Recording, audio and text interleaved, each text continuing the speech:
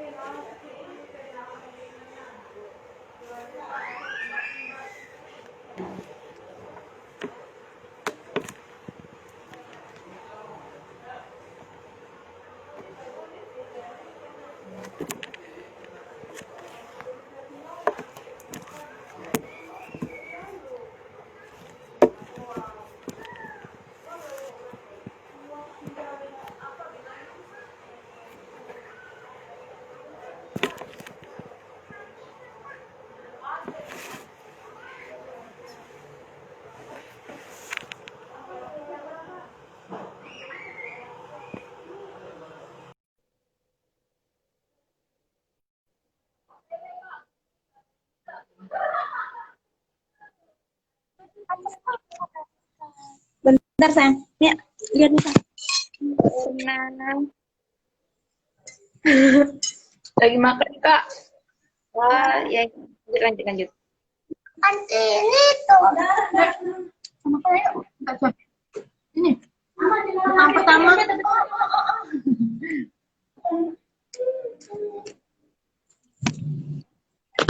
Ayo. Assalamualaikum. Salam. Kita belum buka Kak Na. Oh iya. Belum. Kita lagi makan deh. Walah.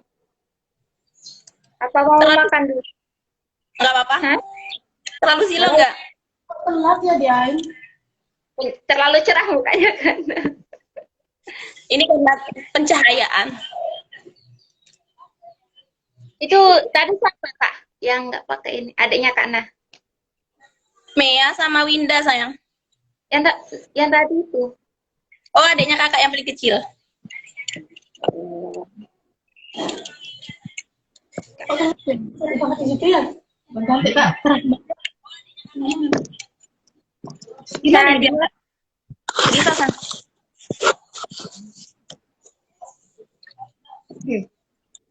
Baik, bismillahirrahmanirrahim. Assalamualaikum warahmatullahi wabarakatuh.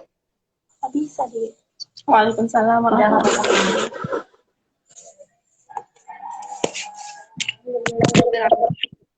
wabarakatuh.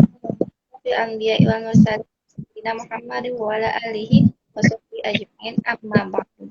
Segala puji syukur kepada Allah Subhanahu wa taala yang telah memberikan kita banyak sekali kenikmatan. Salah satu di antaranya adalah nikmat sehat, yang mana saat sehat ini menjadi hal yang tapi untuk seterusnya menjadi hal yang paling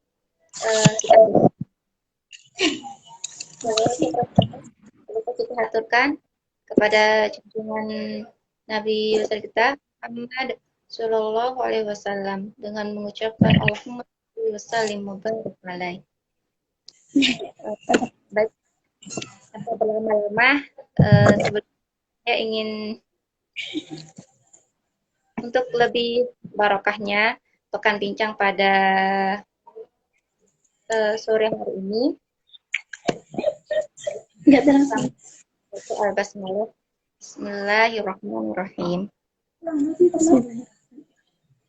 Mungkin bisa langsung saja ya, karena Kak Erna selaku pembicara pada pekan bincang pertama ini sudah bergabung dengan kita. Jadi, tapi sebelum itu, saya ingin menjelaskan sedikit mengenai pekan bincang. Jadi, pekan bincang ini adalah salah satu program yang diinisiasi oleh divisi event dari Mubarak Indo. Adapun ini merupakan realisasi pertama dari program yang terinisiasi ini, yang mana kita mengambil hikmah bisa apa sih? Wah, ini temanya saja menantang kita. Ini punya kontribusi apa sih sama diri sendiri, sama masyarakat, lingkungan sekitar, sama negara, dan dan lagi dalam agama Islam ini. Lama saya bisa serahkan terlebih dahulu kepada Kak Erna untuk menyampaikan mungkin beberapa kata mengenai topik kita pada sore hari ini. Pada Kak Erna dipersilakan.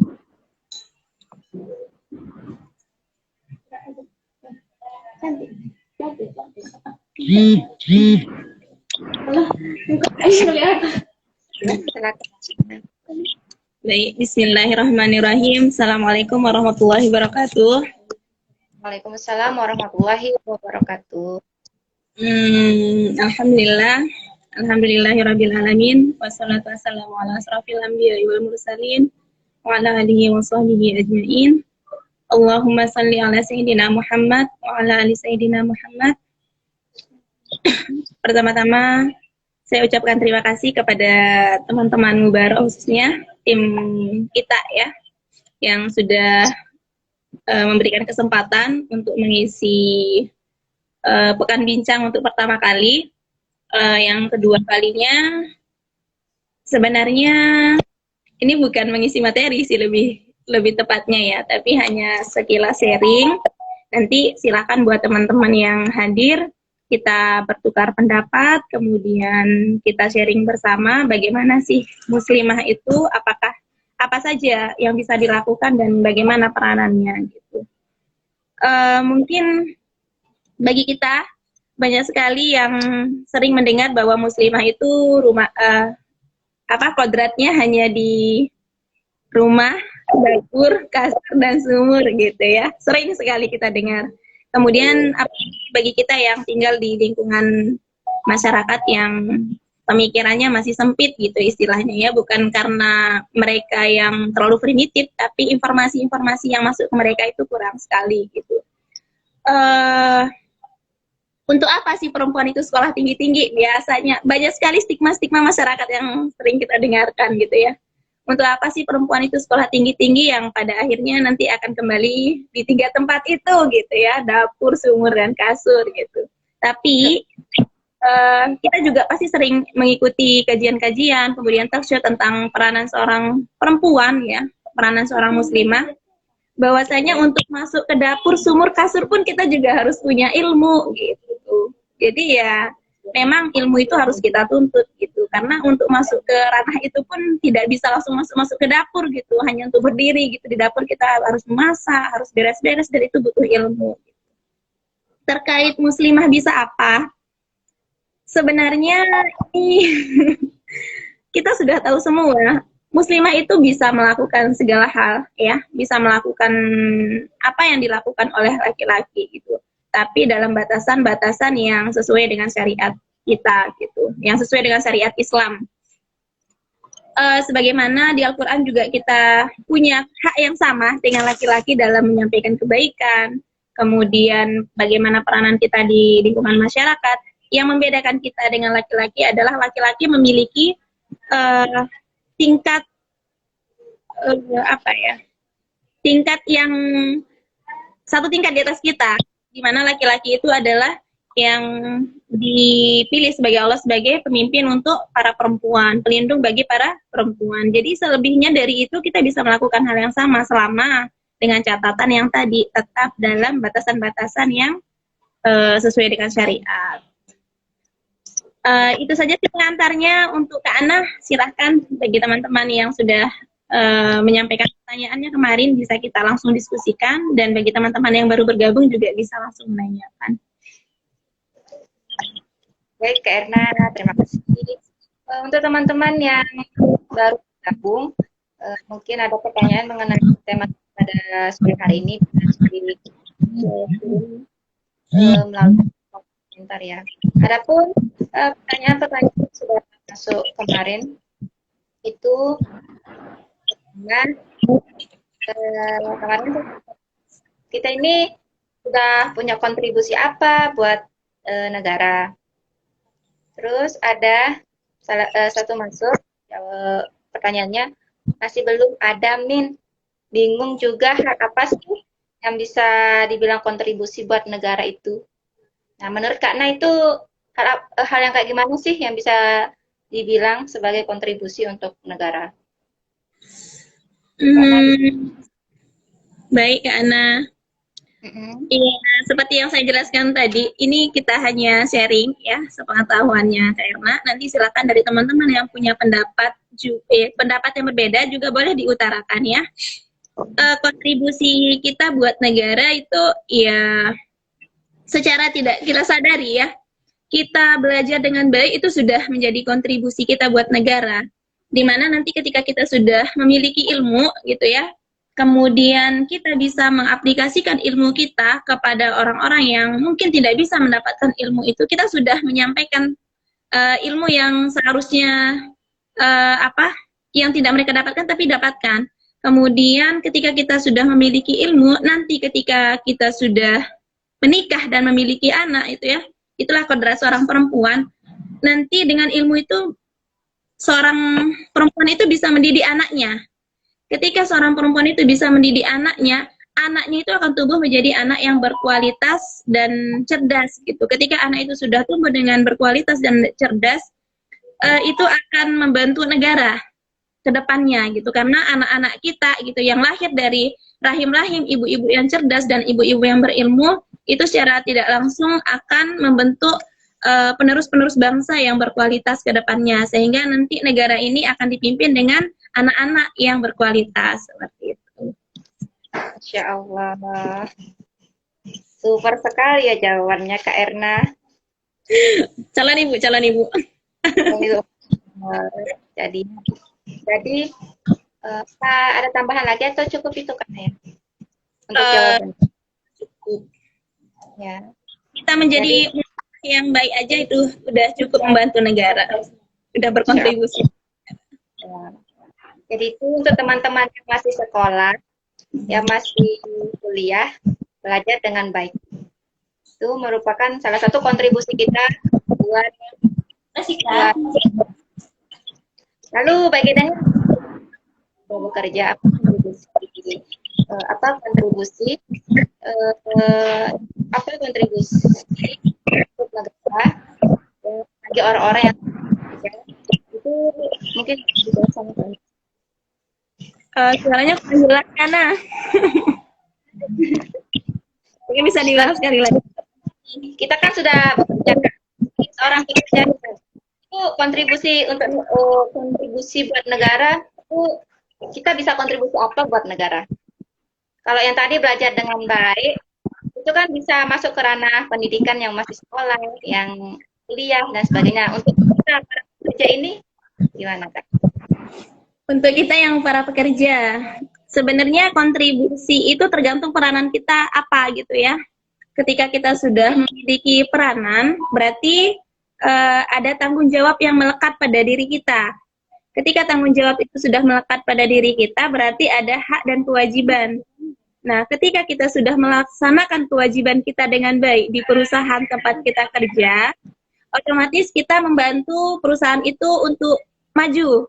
Dan ketika perusahaan itu maju, otomatis mungkin itu perusahaan kecil gitu ya, tapi kita tidak tahu, semisalnya perusahaan kecil itu tidak ada, perekonomian di negara kita mungkin saja yang kecil itu bisa mempengaruhi gitu. Ketika perusahaan itu sudah baik, karena kontribusi kita atau kewajiban kita sudah kita laksanakan dengan baik, itu secara tidak langsung kita sudah membantu perbaikan ekonomi negara.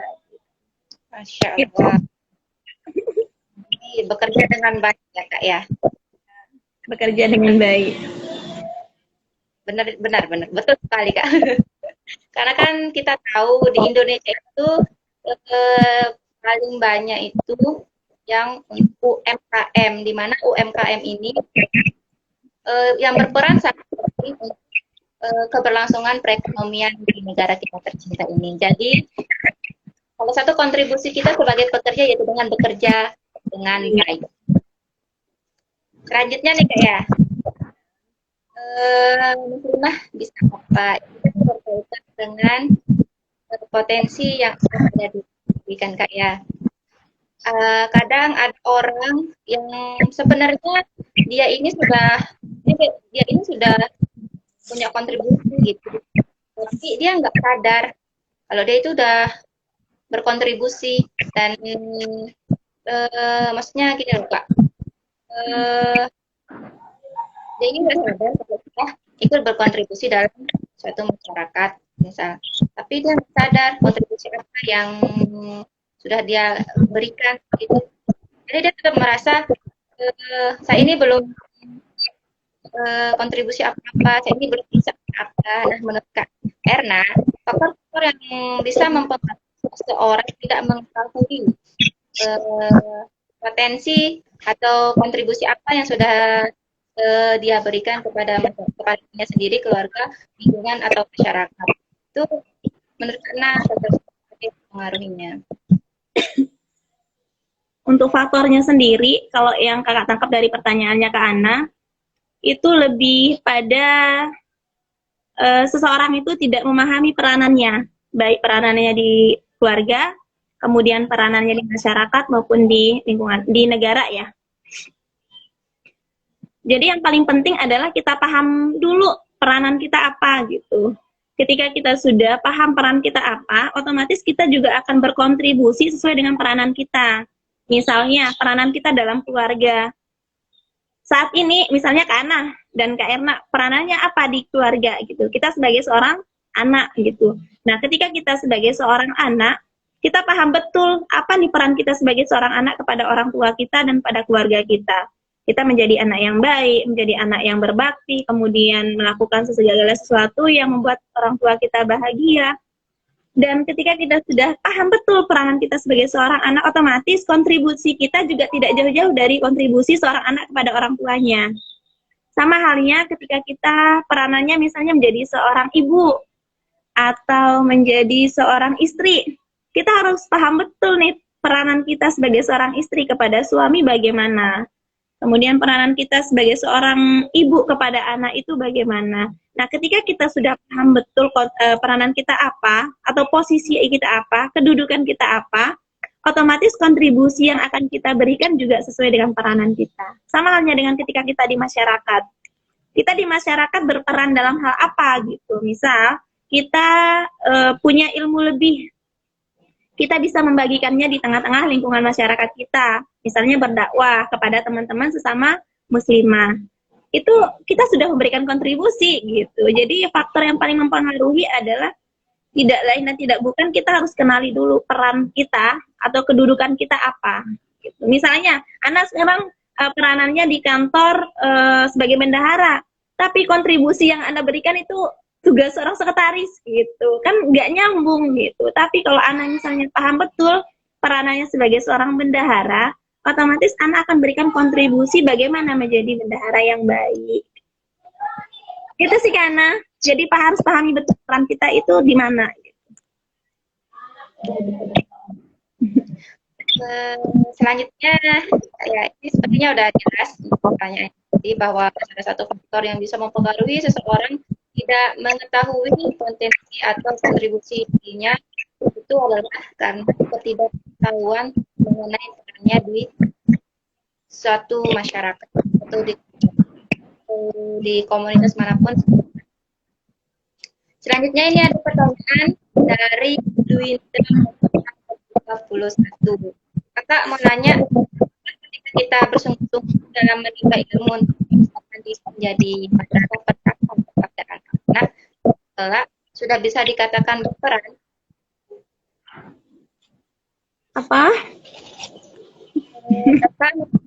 Apakah ketika kita bersungguh-sungguh dalam menimba ilmu untuk mempersiapkan diri menjadi madrasah pertama pada anak-anak kita kelak, sudah bisa dikatakan berperan? Perlu kita pahami dulu ya peranan kita itu, peran itu apa gitu ya. Jadi peran itu kita bisa dikatakan berperan ketika ada kewajiban yang sudah menempel. Bukan kewajiban, tanggung jawab. Jadi kita menuntut ilmu itu lebih peranan kita sebagai seorang anak di keluarga. Tapi ketika kita sudah mengamalkan ilmu kita kepada anak kita, di sanalah peran itu berlaku. Jadi harus ada tanggung jawab yang melekat dulu. Ketika sudah ada tanggung jawab yang melekat, di sana kan ada dua hal yang menempel, yaitu kewajiban dan hak.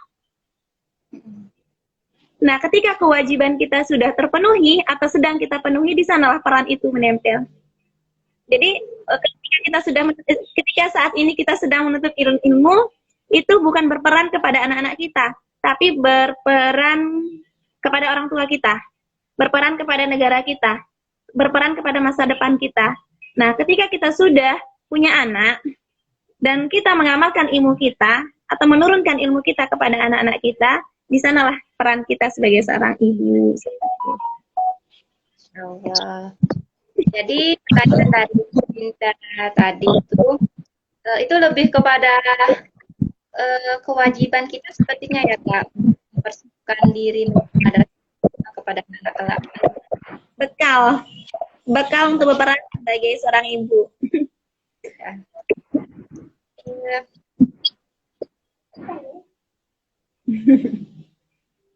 Terus ada kan ya Kak ya, yang ingin membuat satu perubahan, tetapi bagaimana memulainya? Kira-kira ada wejangan apa nih untuk orang-orang yang mempunyai pemikiran seperti itu? Ingin melakukan suatu perubahan, tapi bingung melakukan apa? Ya, mulainya dari mana? Kalau kakak pribadi, ini sesuai pengalaman aja ya. Ketika kakak ingin melakukan perubahan, misalnya dari malas nulis menjadi orang yang rajin nulis, ya harus dipaksakan.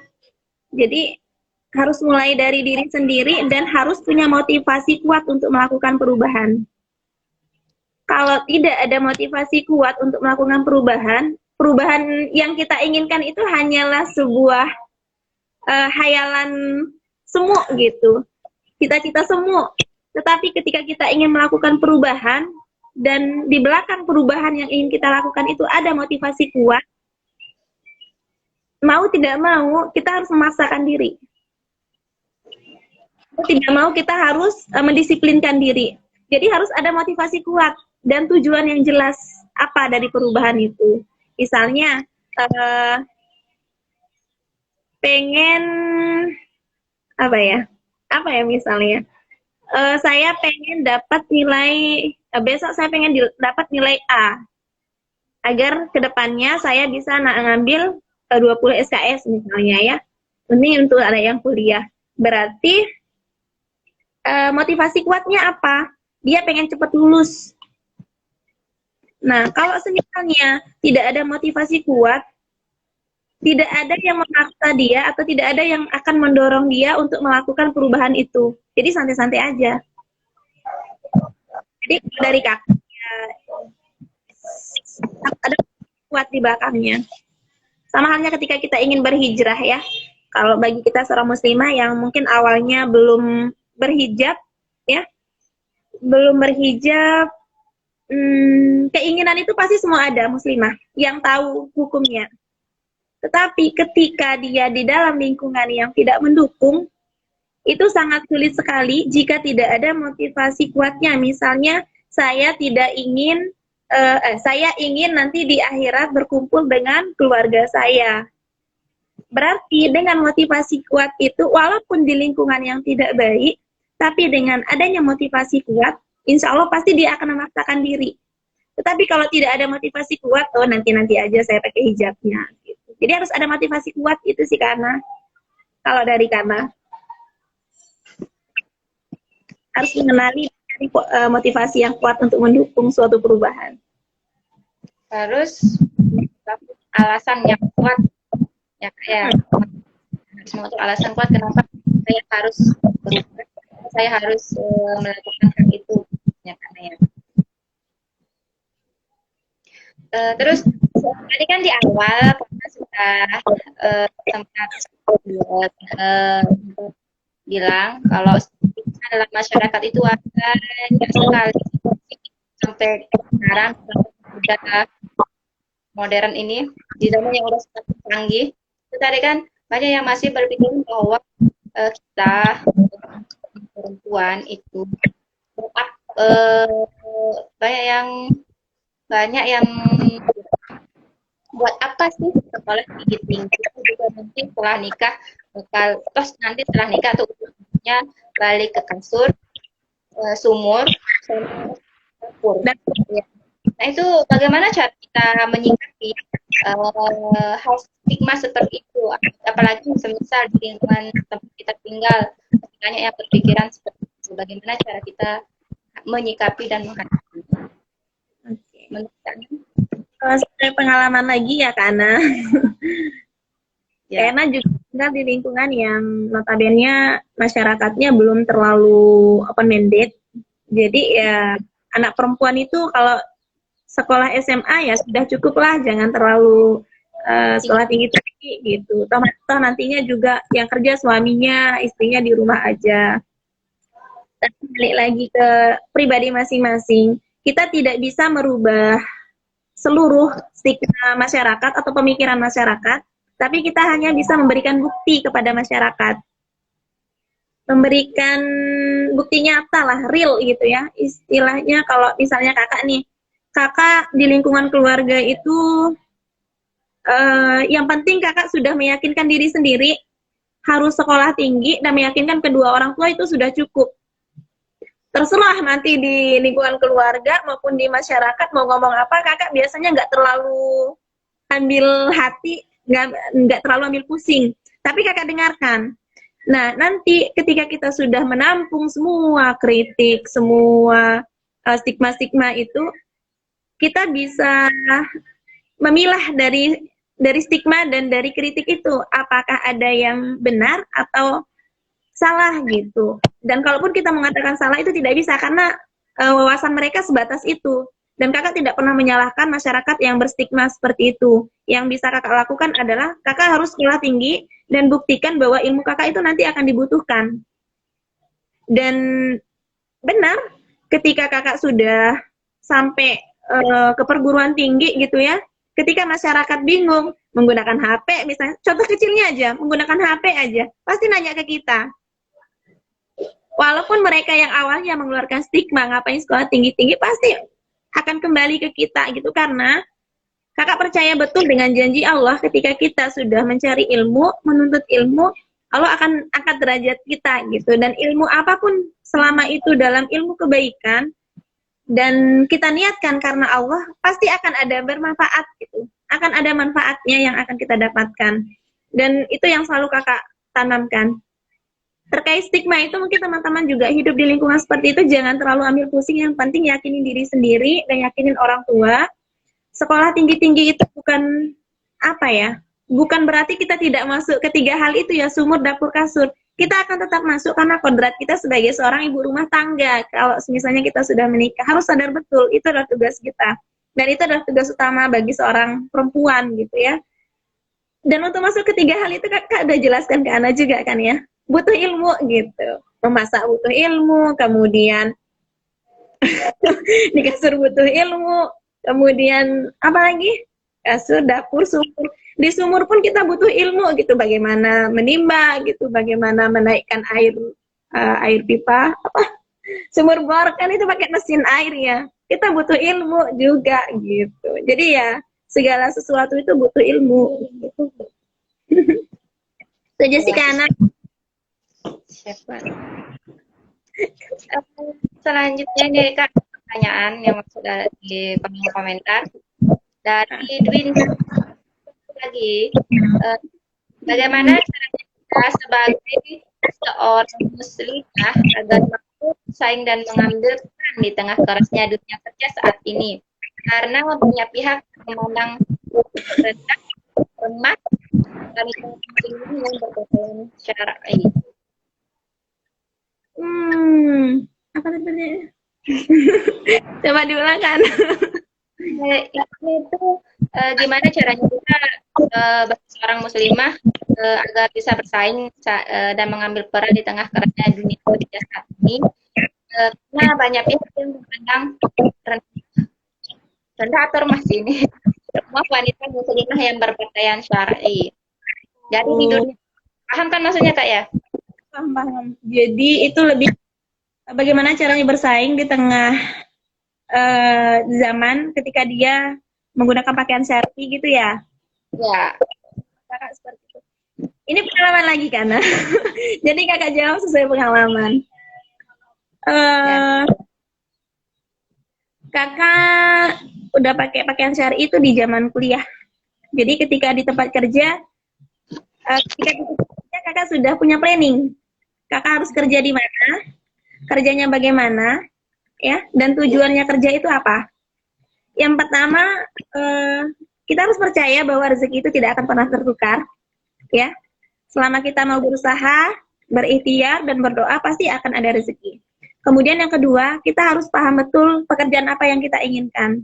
Kalau kakak itu mencari, waktu itu kakak kuliah sambil kerja, mencari tempat kerja yang tidak menyulitkan kakak untuk melaksanakan ibadah-ibadah wajib kakak.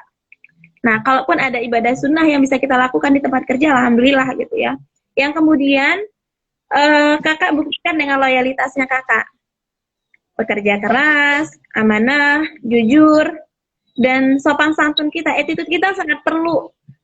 Kakak pikir ya, saat-saat ini perusahaan itu tidak terlalu perlu orang yang pintar, tapi perlu orang yang berakhlak baik. Perlu orang yang berattitude baik. Karena pintar saja tidak cukup, ya. Kalau orang yang attitude-nya baik itu bisa dididik. Tetapi kalau orang udah pintar, attitude-nya nggak baik, itu sulit untuk dididik. Jadi seperti yang disampaikan bos kakak pada waktu itu, bos gitu, atasan kakak waktu itu, alhamdulillah muslim, dan kakak kerja memang mencari tempat yang tidak membatasi ibadahnya kakak, menyulitkan ibadahnya kakak, dan alhamdulillah ketika kakak meminta sama Allah, ya Allah, saya ingin bekerja di tempat yang ibadah saya tidak disulitkan dan lingkungannya tidak menjauhkan saya dari Engkau. Dan benar, tanpa kita sadari Allah itu akan menggiring kita gitu ke tempat yang kita inginkan. Jadi niatnya dulu diperbaiki, tujuannya dulu diperbaiki.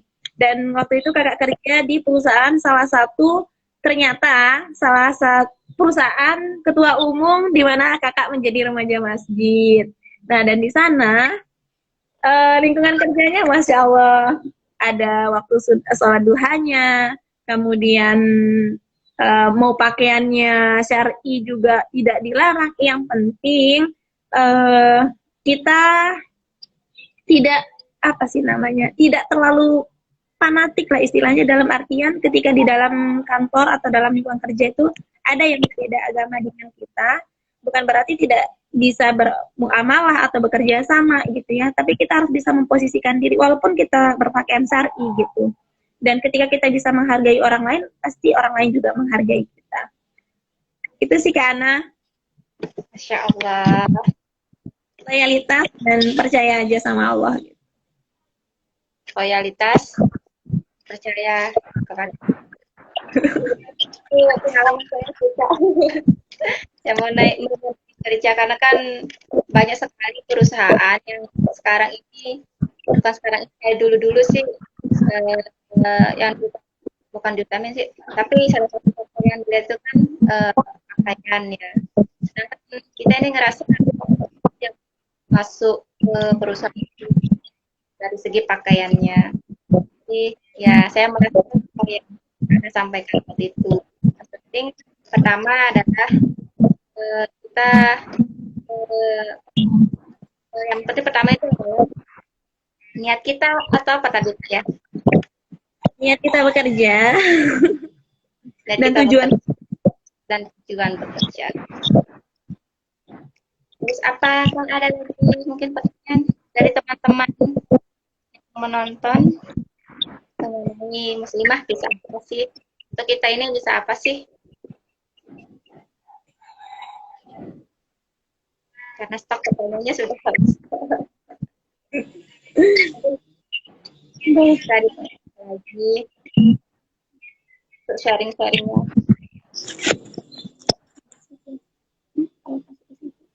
Iya benar. Telat. Teman-teman, apakah ada yang mau bertanya lagi? Mumpung kita berkesempatan untuk bertukar pikiran. Atau ada yang menyampaikan pendapatnya mengenai tema kita pada sore hari ini. Terus pertanyaan-pertanyaan yang sudah masuk, yang sudah kita sampaikan tadi. Mungkin ada perspektif lain. Bisa. Oh ya, saya tadi di awal belum memperkenalkan Kak Erna ya. Jadi Kak Erna ini adalah founder dari Mubarak Indo. Inilah wajah juga tulis buku Be Better. Dan juga beberapa kali menjadi bendahara macam organisasi di Bali.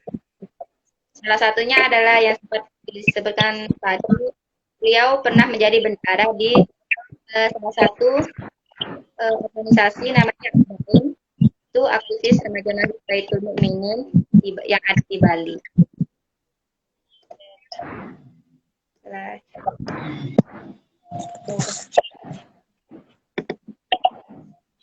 Apakah Kak, kayaknya sudah nggak ada yang bertanya deh, Kak. Ada pertanyaan? Dicukupkan? Sudah Atau cukup kan? gimana?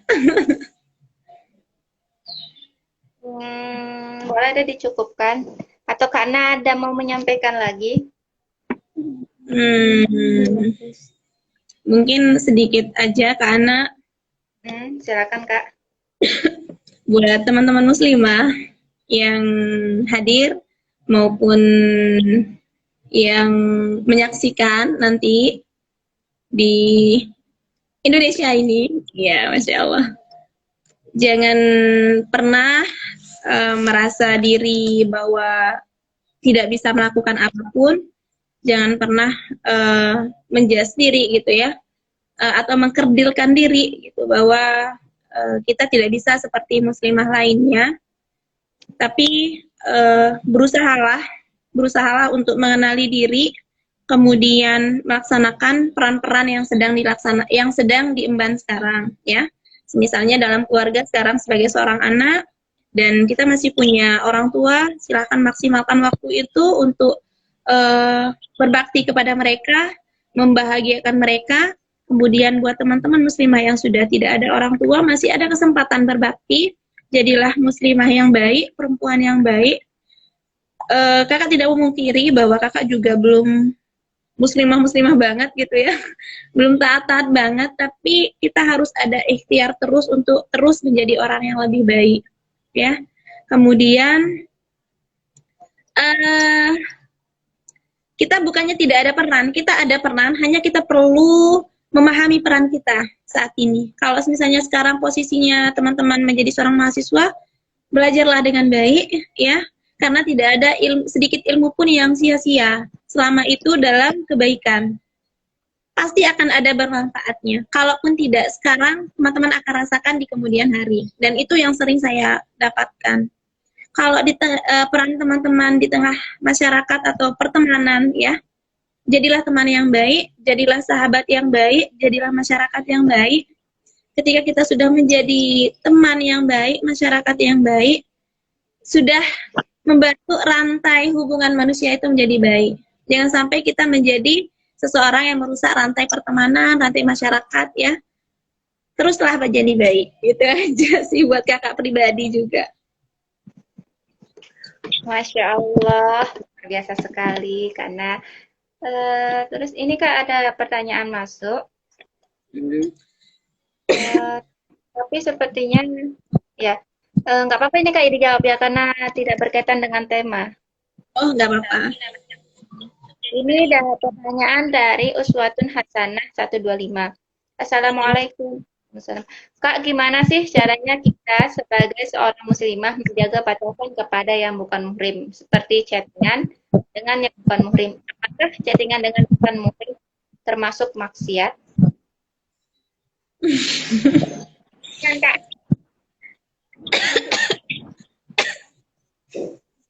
Ini pengalaman. Kalau maksiat sudah tentu maksiat ya. Tapi dalam konteks apa dulu? Nah, untung nggak ditanya apakah dosa gitu ya. Karena dosa kita nggak tahu. Dosa yang tahu hanyalah Allah. Apakah yang kita lakukan bernilai pahala atau bernilai dosa. Tapi kita bisa mengetahui apakah ini maksiat apa enggak. Dan kalau untuk chattingan dengan yang bukan muhrim ya. Kalau misalnya yang muhrim itu ketika kita melaksanakan ibadah haji ya atau umrah Kak Uswatun. Jadi yang benar adalah mahram kalau nggak hilaf ya. Iya Kak ya. Mahram. Jadi kalau chattingannya harus diperhatikan dulu konteksnya dalam apa. Yang Kak Erna sendiri dapatkan di organisasi karena biasa chattingan sama Iwan gitu, sama laki-laki tapi chattingannya jika ada yang perlu. Nah, perlunya juga dalam hal apa gitu. Misalnya kalau kakak di organisasi itu namanya dulu FMI. Nah, kakak belajar pertama kali membatasi diri dengan seorang Iwan atau seorang laki-laki itu di FMI. Karena dulu kita cuma tahu batasan ilmu agama ya sekedar puasa, sholat, zakat, tidak boleh mencuri, tidak boleh berbohong gitu ya. Yang syariat-syariat lain seperti bagaimana memakai busana sesuai syariat, bagaimana hubungan atau interaksi dengan laki-laki itu belum pernah. Dan itu pertama kali kakak dapatkan ketika ikut organisasi LDK di Udayana dulu, namanya FMI. Jadi kita ada batasan-batasan terkait komunikasi dengan yang bukan mahram. Misalnya dalam urusan dakwah itu diperbolehkan. Dan itu pun ketika kita chatan dalam urusan dakwah, misalnya kita mau rapat, mau kasih laporan gitu, kakak ngirim chat atau teman kakak yang laki-laki ngirim chat, oh nanti rapat gitu misalnya, oh siap gitu, siapkan laporannya, oh iya gitu. Jadi seperlunya aja. Itu dalam urusan konteks dakwah gitu ya. Dan kalaupun ada keperluannya ketika itu keperluannya bagaimana menyampaikan perasaannya itu ya udah nggak wajar gitu, maksudnya nggak boleh gitu. Atau chattingan bagaimana kabarnya gitu, misalnya dalam ranah antum kamu udah makan, kamu udah sholat. Kalau kita pikir secara logika kayak ngapain dia tanya-tanya saya udah makan pas sholat, dia udah makan pas sholat belum gitu kan. Dan kita juga nggak perlu gitu ditanya seperti itu gitu. Kalau dari kakak pribadi boleh aja chatan asal ada keperluan. Dan ini juga yang disampaikan oleh guru-gurunya kakak, boleh komunikasi, interaksi asal ada keperluan. Dan keperluannya itu juga harus diperhatikan, keperluan untuk orang banyakkah atau keperluan pribadi. Nah, keperluan pribadi ini apa juga harus diperhatikan, apakah itu untuk kepentingan dakwah atau untuk kepentingan yang lainnya. Jadi kalau misalnya kita chattingan dengan yang bukan mahram tanpa ada keperluan yang syar'i atau sesuai dengan syariat agama atau yang benar-benar penting, ya sudah pasti maksiat. Dan bagaimana caranya kita menghindarinya? Ya harus punya komitmen pada diri sendiri. Komitmen bahwa ketika saya ingin mendapatkan sesuatu yang baik dari Allah, berarti saya harus menjauhi apa yang Allah sudah larang, termasuk dalam hal interaksi dengan laki-laki yang bukan mahram kita.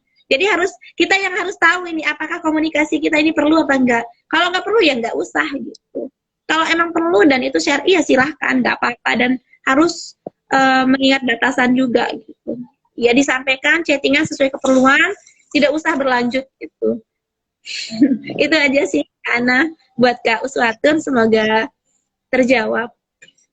Boleh aja asal ada keperluan dan itu keperluannya syar'i. Allah, luar biasa ya. Selanjutnya mungkin ada yang mau bertanya di luar tema juga nggak apa-apa. Mungkin kita tunggu sebentar mau bertanya lagi sebelum kita mengakhiri pekan bincang kita pada sore hari ini.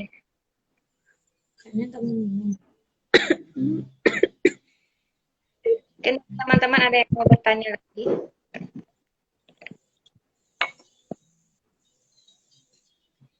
Luar empat ya.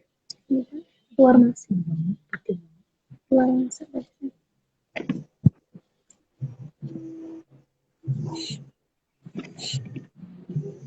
Mungkin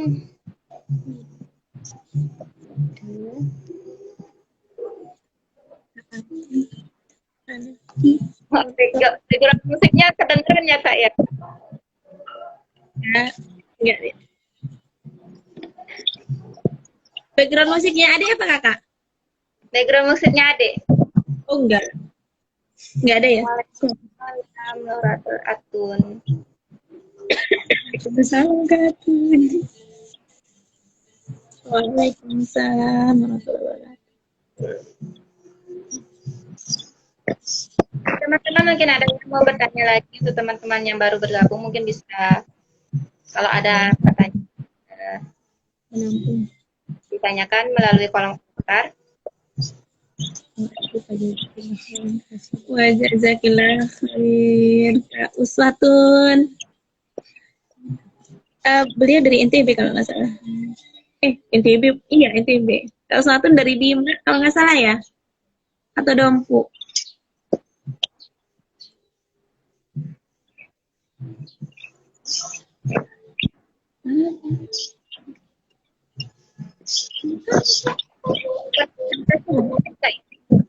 Kenapa?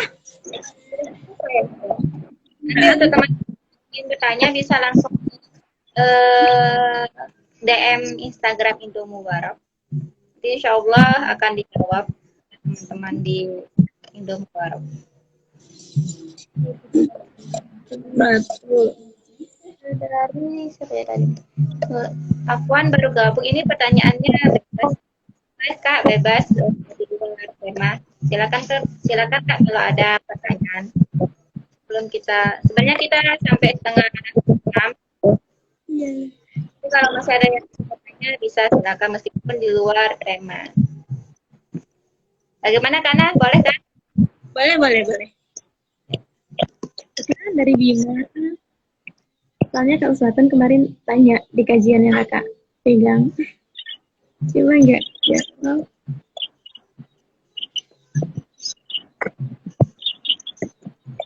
Kita main ke Bima ya Kak Uswatun. Kak Uswatun ke Lombok juga ditunggu.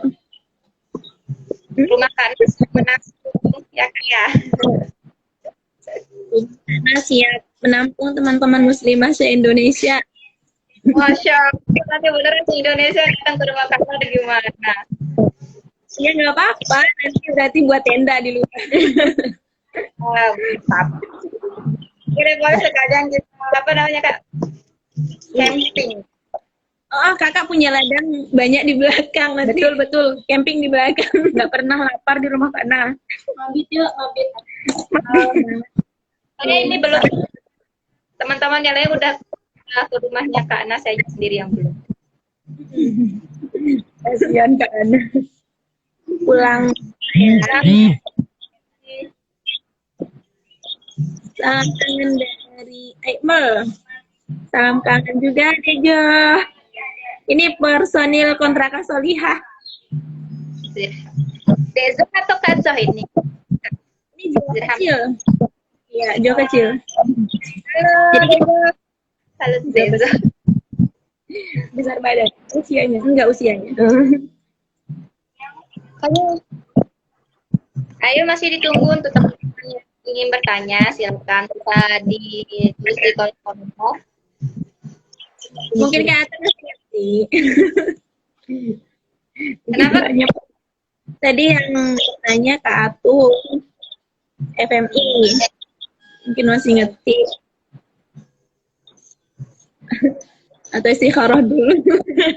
Mana ada istikharah yang siapa? Ada ya? Ada, kan istikharah. Mantap. Yang nggak boleh itu tahajud. Enggak, awal pas ada terbit. Oh ya, Masya Allah. Kapan-kapan ke Bima ya Kak? Diajakin ke Bima karena Kak Ulun. Dipakai motor ke Bima. Insya Allah. Bima yang banyak kuda nggak sih? Ya sepertinya. Kan itu enak susu apa? Permen susu kudanya enak. Iya kan sudah ya. Kayaknya. Itu kepengen dari dulu kainnya, kain Bima. Bagus. Pengen kakak buat jadi baju. Wah. Dan kita segera bertemu di waktu yang tepat dan waktu yang tepat dan tepat. Apa sih? Semoga Allah segera izinkan kita bertemu di waktu dan tempat yang tepat. Insyaallah. Amin. Insyaallah.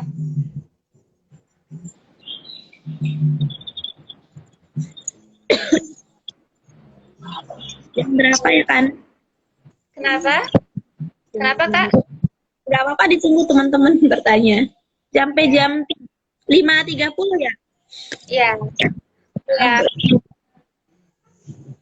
Sambil sembari kita menunggu teman-teman yang ingin bertanya, ini sampai kembali bahwa teman-teman yang baru gabung bahwa pekan bincang merupakan salah satu program yang diinisiasi oleh divisi event dari ya. Yang mana insya Allah diadakan rutin setiap hari Minggu, bukan setiap hari kan di sini satu minggu. Dan adapun nanti yang berubah berbeda-beda. Jadi untuk teman-teman yang mengenai tema yang akan kita lakukan minggu berikutnya, nanti kita share kembali. Kalau sudah pamfletnya sudah selesai, bisa langsung Instagram kami bisa dibahas itu pekan bincang minggu.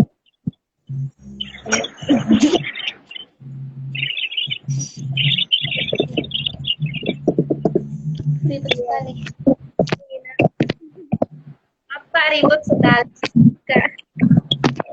Ada acara? Nggak ada sih, tapi tetangga kayaknya. Di kos mana? Kos pakai risan apa? Pakai risan. Sebenarnya ada acara sih kan di kosnya Rani sebelum masa-masa.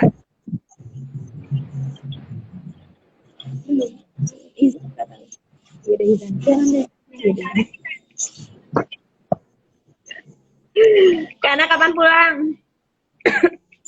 Nggak tahu. Nggak tahu, Kak. Belum tahu.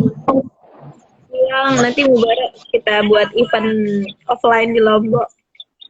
Insya Allah. Oke. Siap. Direncanakan aja Kak dari sekarang itu apa anggaran pas sekarang tinggal eksekusi.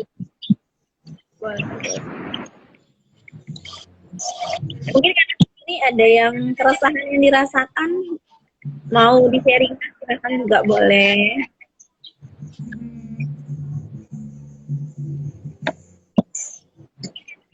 Ini udah selesai. Selanjutnya pertanyaan lagi nih mungkin. Nah, kita sudahi. Boleh.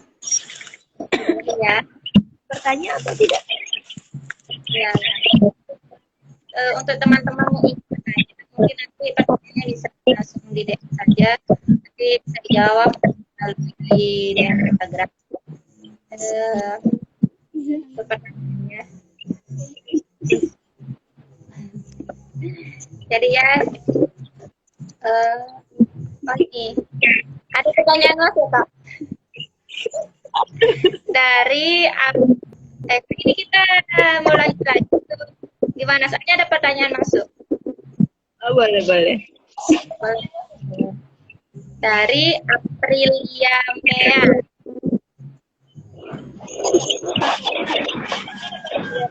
Dan sebagai seorang muslimah, kadang kita suka cara menjaga hati itu gitu Kak. Cara menjaga supaya tidak terjun ke ranah gibah gimana?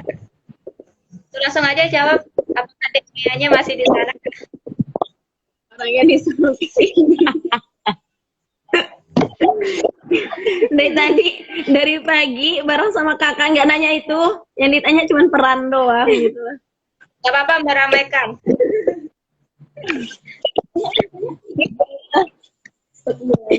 Hobi kita kan. Ya, makanya. Katanya hobinya gibah. Astagfirullah. Iya. Wallahu alam ya. Ayat ya di Quran. Kalau kakak pribadi ya, memang menjauhi yang namanya gibah. Kalau semisalnya kita benar-benar takut sama ancaman Allah, ya pasti akan mengerem diri ketika bergibah gitu loh. Istilahnya ketika kita mau membicarakan orang, atau mungkin kita tidak pernah ingin membicarakan orang, tapi ketika kita dalam situasi berkumpul, secara tidak sadar gitu ya, teman-teman kita mengajak kita ke gibah gitu, atau membicarakan orang lain. Kalau kakak sih yang pertama, kakak ingat yang apa ya, ketika kita membicarakan saudara kita, sama saja seperti kita memakan bangkai. Dan tidak mungkin ya, kita mau, apapun ketika disuruh makan bangkai kayaknya nggak mau deh. Iya nggak sih? Apalagi kita yang dikasih waras gitu ya, kewarasan gitu. Dan yang kedua, ketika kita membicarakan orang, kita harus mengingat bagaimana posisi jika yang dibicarakan itu adalah kita. Apakah kita akan terima apa tidak gitu ya, karena ketika kita ingin diperlakukan baik oleh orang lain, maka kita harus memperlakukan orang lain baik terlebih dahulu. Sama halnya ketika kita ingin dibicarakan baik-baik, maka kita juga harus membicarakan baik-baik juga dari orang itu gitu. Dan yang ketiga, misalnya kita tidak sengaja berkumpul dengan teman-teman perempuan lainnya, dan pada saat itu dia menggibah, atau ada teman kita yang datang bercerita ke kita dan menceritakan kejelekan teman kita, kalau kakak itu pakai tips dari gurunya kakak. Yang pertama, kalau misalnya kita tidak bisa menyampaikan bahwa gibah itu tidak baik gitu ya, istilahnya menyampaikan hukum gibah itu, lebih baik pergi dengan alasan apapun yang tidak sampai menyinggung perasaannya. Jangan sampai karena kita menjaga hatinya, kita mendengarkan, tidaknya kemudian kita membenarkan apa yang dibicarakan, itu akan terus menjadi kebiasaannya. Ketika ingin membicarakan keburukan orang lain, dia akan datang pada kita. Tetapi ketika kita sudah berusaha menghindari gitu ya, dengan alasan apapun gitu, yang jangan sampai menyakiti atau menyakiti perasaannya, dia lambat laun akan menyadari bahwa membicarakan keburukan orang pada kita itu tidak tepat gitu. Tetapi kalau misalnya kita mampu menyampaikan bahwa gibah itu tidak baik, kemudian mampu mengingatkannya, lebih baik ketika dia membicarakan keburukan orang lain, disampaikan bahwa gibah itu tidak baik gitu. Dan ketika kita benar-benar mencintai atau menyayangi saudara kita, lebih baik disampaikan walaupun pada saat itu dia tersinggung gitu. Menyampaikannya dengan cara yang baik, dengan cara yang mungkin bisa diterima gitu ya, dan tidak menyakiti. Kalau masalah tersinggung dan tidak tersinggung, kalau tersinggung, kalau menurut kakak ya, ketika mengingatkan teman kakak atau sahabat kakak dan dia sampai tersinggung, alhamdulillah, berarti dia masih ada rasa apa sih namanya? Sadar gitu ya, ada rasa kesadaran. Jadi menurut kakak itu sih Dek, harus mengingat dan memposisikan diri bagaimana ketika kita yang dibicarakan apakah terima atau tidak, karena apa yang kita itulah yang akan kita dapatkan, apa yang kita tanam itulah yang akan kita panen atau tuai. Itu dari kakak. Makasih Kak. Terima kasih. Apakah yang di samping R itu Meg? Jadi ya, makasih kakak, luar biasa apa? Luar biasa sekali. Ya Pak, iklan sebentar. Ada yang lewat.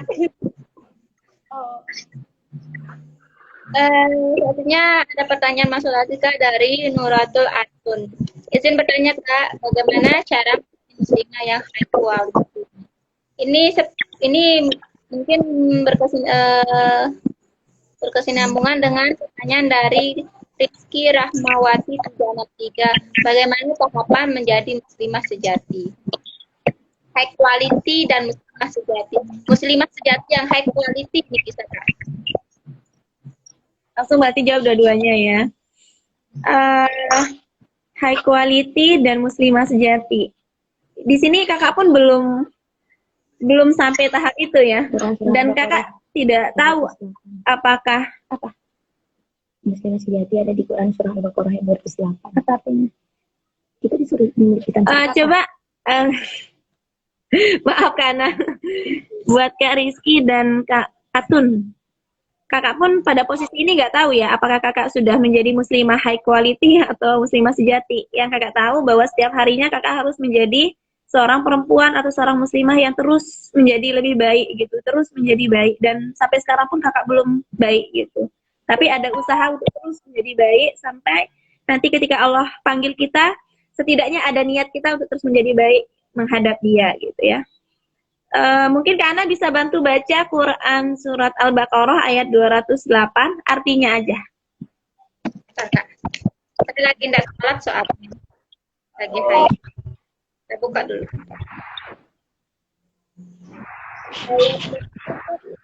Sudah siapanya. Ayat berapa Kak? 208. 208.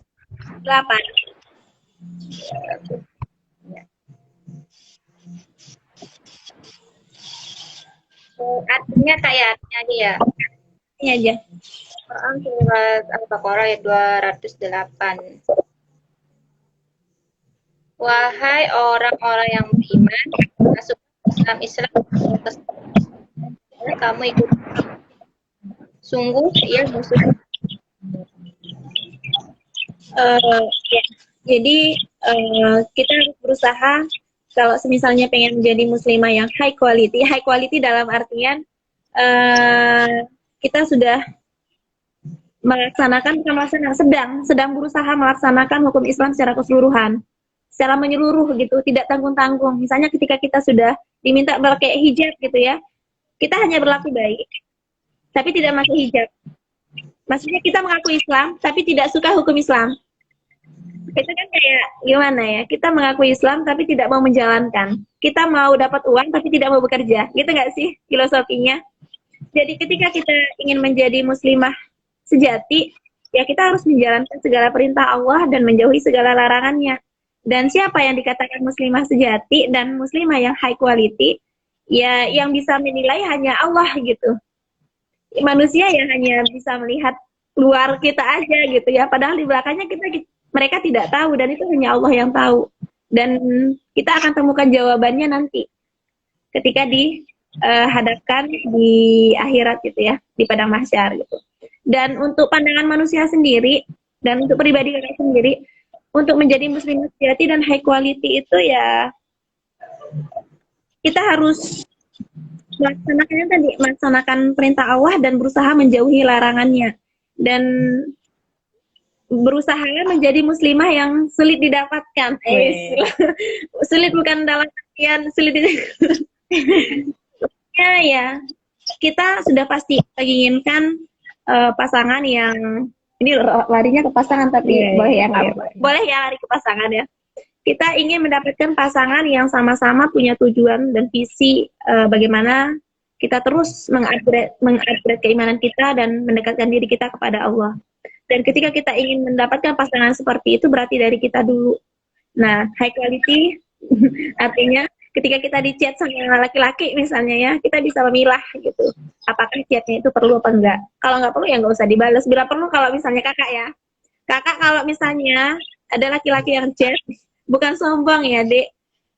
Kakak baca chatnya dulu, dan kalau misalnya tidak disampaikan tujuannya, kakak kadang nggak balas. Misalnya selamat malam atau assalamualaikum. Tapi kalau misalnya laki-laki assalamualaikum dengan tujuan yang jelas, dan kalau tujuannya itu ada kepentingan yang memang syar'i, kakak pasti balas. Tapi kalau tidak ada kepentingan syar'i, kakak langsung pencet, langsung ajak ke tempat sampah gitu. Itu cara kakak. Karena iya, itu bukan sombong ya, tapi untuk menjaga diri. Bukan sombong tapi menjaga diri. Kalau semisalnya dia laki-laki ini baik, dia pasti hubungi kita langsung dengan maksud dan tujuan yang jelas gitu. Kalau misalnya hanya selamat malam gitu ya, halo gitu, nggak perlu diucapin selamat malam, udah tahu malam gitu kan. Itu kalau kakak. Jadi kalau dari guru-guru kakak, jadilah perempuan yang berkualitas dalam artian kita menjalankan hukum-hukum Allah, kita menjauhi larangan-larangan Allah gitu ya, dan kita bisa memposisikan diri kita sebagai muslimah yang benar-benar sulit untuk diganggu gugat gitu, ganggu gugat, sulit ditaklukkan dalam artian yang menaklukkan kita adalah orang-orang yang berkualitas juga dalam artian kualitasnya keimanannya kepada Allah.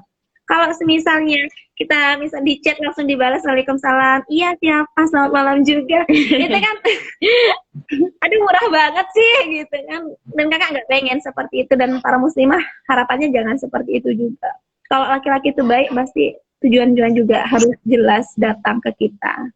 Itu untuk pikiran kakak atau pendapat kakak tentang muslimah yang high kualitas. Kemudian tahapan menjadi muslimah sejati ya, yaitu menjalankan segala perintahnya dan menjauhi segala larangannya. Apapun perintah Allah dijalankan aja, pasti ada kebaikannya. Dan apapun segala larangan Allah dijauhi aja, karena pasti ada juga kebaikannya.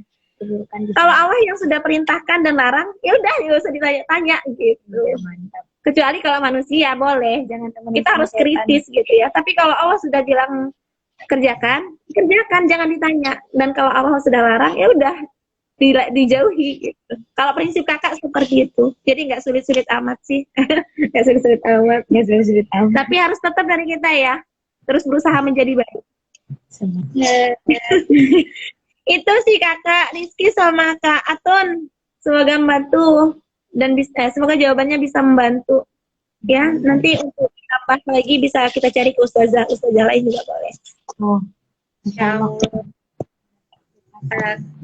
Insya Allah jawaban kita Erna. Jadi mau menambahkan sedikit boleh? Boleh, silakan Ana. Mengenai yang tadi itu kak, yang menurut pendapat pribadi saya, ada kata yang saya garis bawahi bahwa apa maksudnya perintah Allah itu, apapun perintah Allah itu harus dikerjakan, ya dikerjakan tanpa dipertanyakan kayak.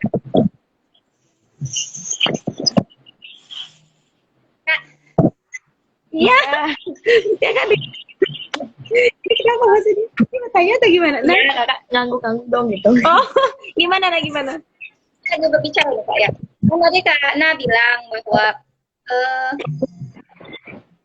takutnya ini menjadi kesalahpahaman Kak. Karena tadi Kak Ana, apapun yang diperintahkan oleh Allah itu ya dikerjakan tanpa mempertanyakan Kak ya. Iya benar kakak dengar. Itu kalau menurut saya sih Kak, kita perlu bertanya juga Kak. Kita perlu bertanya juga tadi sampai kita sudah misalkan seperti jilbab, kita diperintahkan untuk menggunakan jilbab.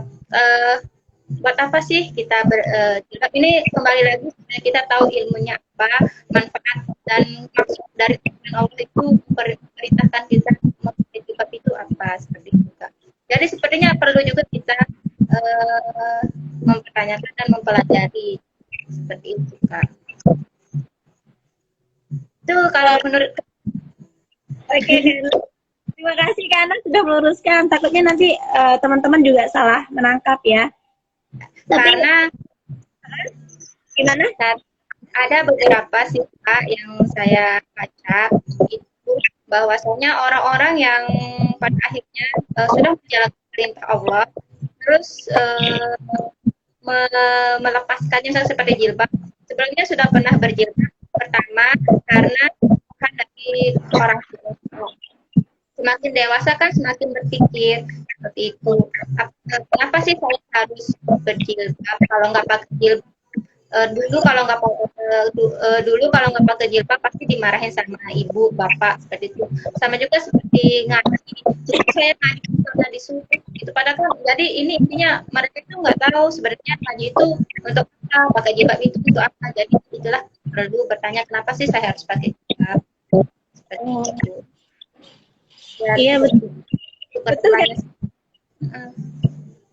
Itu bisa meluruskan saja. Mungkin masih kita masih. Makasih Kak Ana, betul juga. Takutnya nanti teman-teman juga salah menangkap gitu ya. Tapi yang maksud Kak Ana juga mungkin beda ya. Maksudnya ini yang pernah Kakak dapatkan gitu ya. Waktu itu kita membahas tentang makna syahadah gitu ya. Ketika kita sudah memahami makna syahadah kan ada 3 di sana, di mana kita sudah bersumpah, kemudian berikrar, kemudian berjanji gitu ya. Dan ketika kita sudah memahami makna syahadahnya, otomatis apapun perintah Allah dan apapun larangannya itu sudah jadi konsekuensi yang harus kita taati. Nah, kalau maksud Kakak yang tadi itu ya, ketika kita diminta berhijab, Kakak berhijab, kemudian Kakak mencari tahu ilmunya. Bukan berarti ketika melakukan segala perintah itu kita tidak mencari tahu ilmunya, karena dengan ilmu itu nantilah yang akan menguatkan dari apa yang kita yakini. Nah, itu maksud Kakak. Nah, tapi benar juga kata Kak Ana, mungkin nanti salah tangkap atau persepsi dari teman-teman. Jadi teman-teman, segala perintah Allah dan larangan Allah itu selalu ada kebaikannya untuk kita. Ketika kita menjalankan perintahnya Allah, silahkan ilmunya dicari tahu juga gitu ya. Bukan juga, tapi harus dicari tahu. Ilmu itu harus dicari tahu. Itu sih maksudnya Kak Ana. Tapi terima kasih juga. Mungkin nanti akan salah ditafsirkan, tidak diluruskan. Makasih banyak kan. Ya, makasih juga Kak Erna. Ini sudah ada lagi pertanyaan dari. Masih ada pertanyaan ini Kak? Boleh. 28 menit. 18 menit. Kak, Iya, boleh Sir. ini ada pertanyaan dari Ana 125. Afwan Kak, mau bertanya lagi. Karena pendapat Kakak dengan seorang muslimah yang ikut demo, misalnya berorasi dan sebagainya di jalanan. Kayak ulang baca ya Kak ya. Afwan Kak, mau bertanya lagi. Karena pendapat Kakak dengan orang muslimah yang ikut demo, misalnya berorasi dan sebagainya di jalanan. Terus gimana dengan suara wanita aurat? Mohon penjelasannya Kak. Ini Kak Selatan dari Bima lagi ya. Ya. Terkait teman-teman kita muslimah yang berorasi atau demo, ini pendapat pribadi ya, bukan berarti ini sebagai jawaban mutlak atau jawaban yang fix gitu ya. Jadi nanti Kak Uswatun juga boleh mencari tahu. Ini jawaban pribadi. Nanti Kak Ana boleh tambahkan ya. Insya Allah Kak. Kalau dari kakak pribadi, kakak itu punya temannya itu sekolah memang di pesantren dan pernah menyampaikan ke kakak, bukan hanya teman ini tapi guru-guru tempat kakak ngaji juga menyampaikan bahwa aurat wanita suara yang menjadi aurat itu yang bagaimana, ya harus kita cari tahu dulu dan harus kita pahami dulu. Dari yang kakak dapatkan atau setahunya kakak, suara yang merupakan aurat itu ketika kita berbicara di depan laki-laki dengan suara yang mendesah-desah, dengan suara yang mendayu, yang mengakibatkan syahwat dari orang-orang yang mendengarkan kita itu menjadi tertarik gitu ya. Kemudian memancing rasa penasaran orang atau laki-laki yang bukan mahram kita yang mendengar suara kita. Nah, ketika dalam menyampaikan kebaikan atau menyampaikan pendapat, selama suaranya tidak mendesah, mendayu, kemudian dibuat-buat, ya itu bukan aurat menurut kakak. Sama halnya ketika seorang perempuan berdakwah.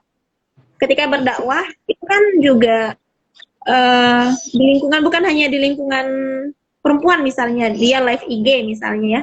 Ketika live IG pun, dia menyampaikan kebaikan dengan niat lillahi ta'ala, dengan suara yang tidak dibuat-buat, dan ada nilai kebaikan di sana, dan itu bukan aurat menurut kakak dan dari guru-guru ngaji dan teman-teman yang kakak pernah dengarkan.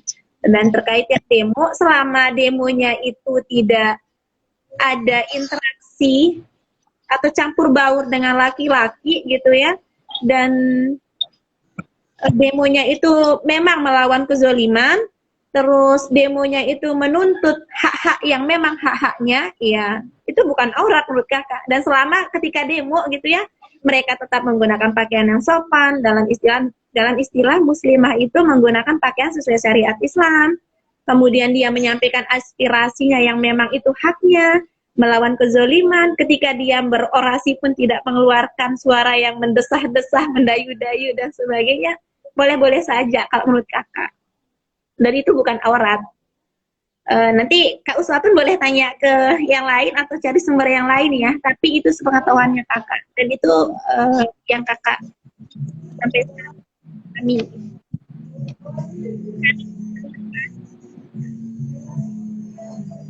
Masya Allah, luar biasa sekali Kak Naya. Bukan, itu ilmu saya, bukan kakak. Ya, selanjutnya belum ada pertanyaan masuk lagi. Oh, ada lagi Kak? Dari siapa? Dari Omi Rohmiatun.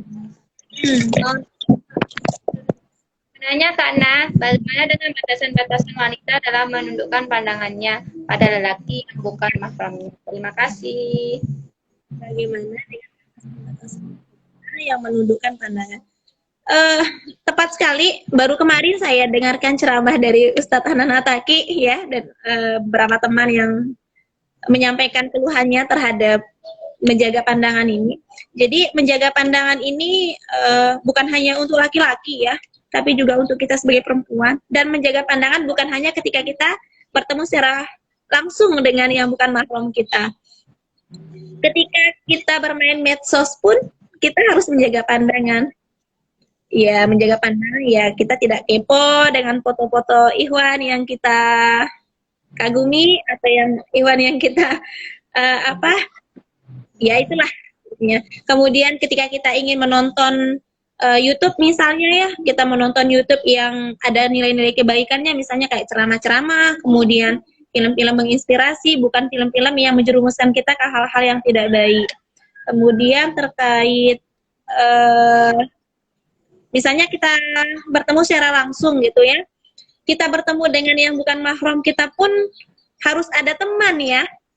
Jadi ketika kita punya teman laki-laki misalnya dan ada keperluan, kalau memang itu tidak terlalu mendesak,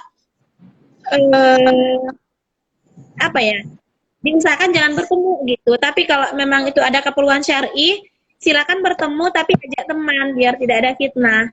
Nah, kalaupun semisalnya pada saat berkomunikasi atau berinteraksi itu, ya udah kita berbicara, tapi jangan sampai saling memandang dan pandangannya itu yang menaikkan syahwat antara laki-laki maupun perempuannya, yang membuat kita melihat kelebihan laki-laki itu dan laki-laki itu melihat kelebihan pada diri kita gitu. Ya berbicara, tetapi kalaupun misalnya kita membutuhkan pandangan, ya udah pandangan yang tidak ada sesuatu yang menarik laki-laki itu untuk melihat kita gitu.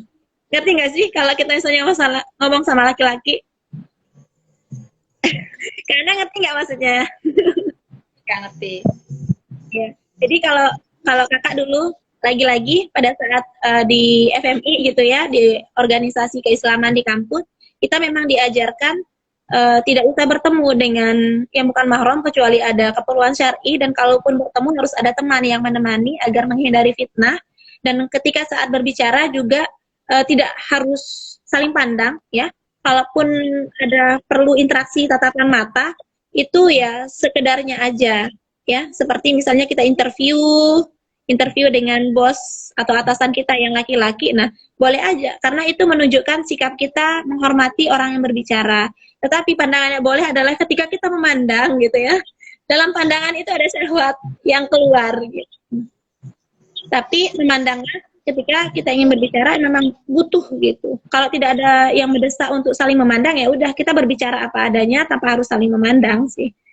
Kalau kakak seperti, atau nanti Kak Rohmi, Kak Omi bisa baca buku tentang menjaga pandangan, ada. Itu aja. Penulisnya siapa Kak? Coba nanti kakak cari ingat-ingat lagi dan cari di catatan. Kakak ada catatannya. Nanti kan bisa informasikan ke Kak Ominya. Ada juga pengen tahu itu bentuknya siapa. Ada.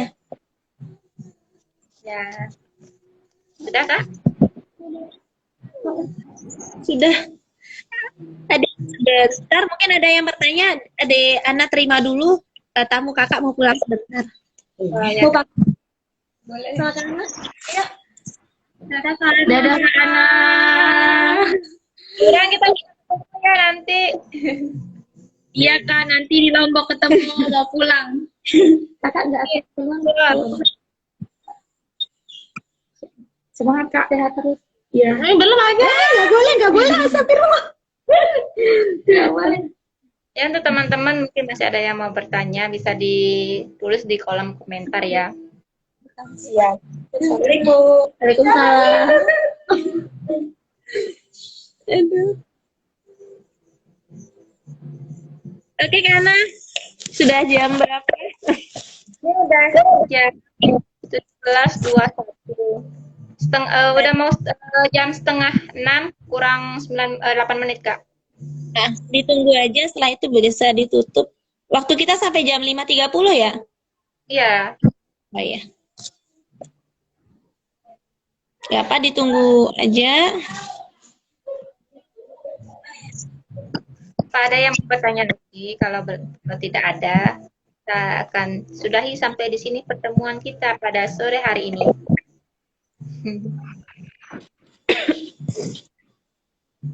Ada teman kakak. Assalamualaikum. Waalaikumsalam.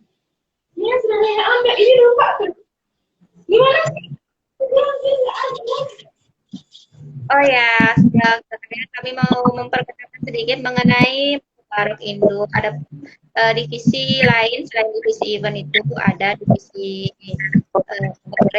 content creator, divisi entrepreneur, kemudian divisi kritik, lalu kemudian divisi muslim, mana ini memiliki fungsi masing-masing, fungsi tugas dan tanggung jawab masing-masing di Indo Mubarak.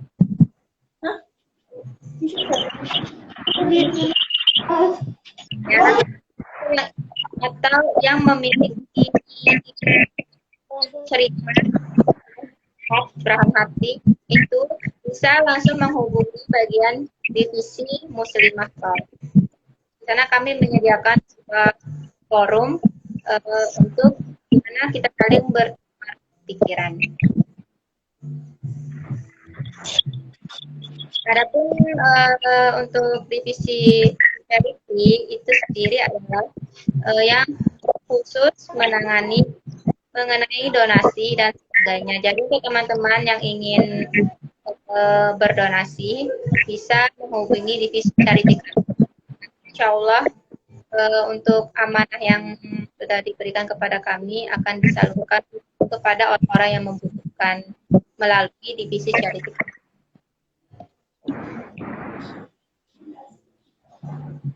Seperti itu. Dan untuk teman-teman yang ingin ajak kami kolaborasi dalam membuat acara kajian dan sebagainya bisa menghubungi di event.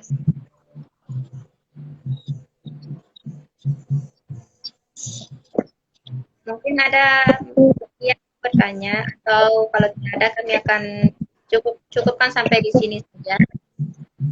Nanti pertanyaannya kalau udah setelah live ini bisa langsung dikirim melalui DM Instagram.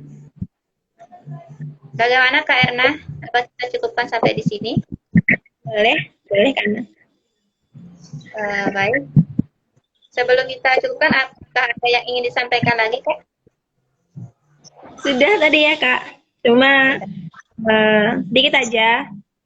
Selama dalam penyampaian tadi ya kita hanya berdiskusi kemudian sharing. Silakan teman-teman mencari lebih banyak lagi ilmunya, kemudian jangan sampai jawaban-jawaban tadi membuat kita cepat puas ya. Silakan dicari ilmunya lebih banyak lagi, kemudian jangan pernah berhenti mencari ilmu karena ilmu Allah itu begitu luas. Ilmu yang sedang kita adakan sekarang itu hanya sebagian kecil dari ilmu-ilmu Allah. Jadi silahkan terus belajar karena mau bagaimanapun nanti kita seorang muslimah adalah tonggak dari peradaban bangsa. Kemudian kita yang akan melahirkan generasi-generasi dan harapannya para muslimah bisa melahirkan generasi yang bukan hanya cerdas aja, tapi bagaimana melahirkan generasi-generasi yang taat juga. Dan ini adalah tugas kita bersama. Teruslah belajar dan menjadi lebih baik dari sebelumnya. Itu aja, karena jika ada salah kata atau salah penyampaian, mohon dimaafkan. Kelebihan yang atau kebaikan yang sudah tersampaikan itu murni dari Allah, dan kesalahan itu murni dari kakak sebagai seorang manusia yang juga tak luput dari dosa dan hilaf. Itu aja, karena terima kasih. Semoga ada kebaikan yang bisa diambil.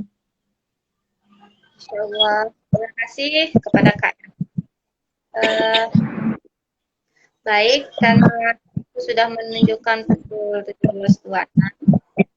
Sini saya akan menyampaikan kembali karena yang sudah disampaikan oleh Kak Erna tadi. Ini hanya poin-poin saja. Intinya kita pada sore hari ini bisa.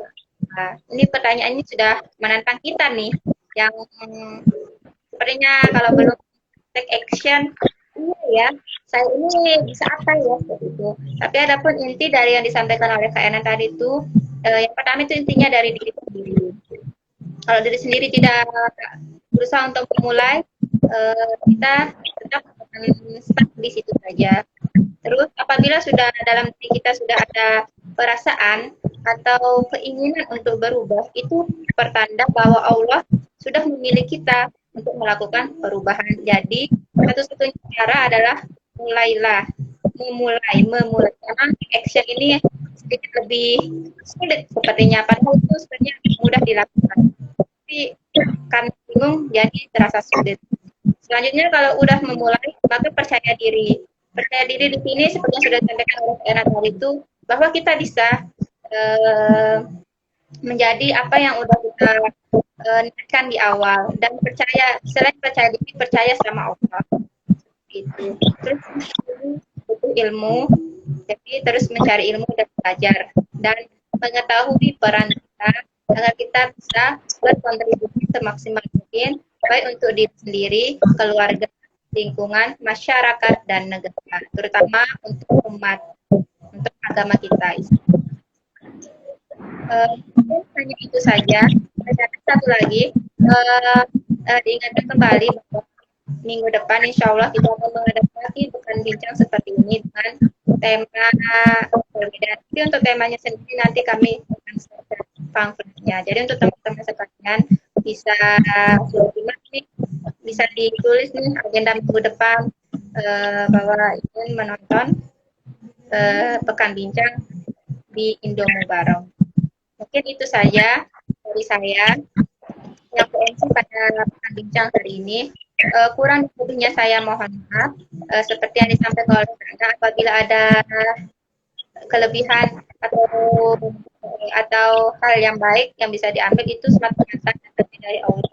Apabila ada kekurangan, semata-mata datangnya dari saya. Dan saya ingin menyampaikan salah satu hadis sahih mengenai sebaik-baik manusia adalah yang paling bermanfaat bagi manusia. Jadi kita sama-sama menjadi orang-orang yang bermanfaat dan bisa memberikan kebermanfaat untuk orang banyak. Amin amin ya rabbal alamin. Baik, saya tutup. Wabillahi taufiq wal hidayah. Assalamualaikum warahmatullahi wabarakatuh.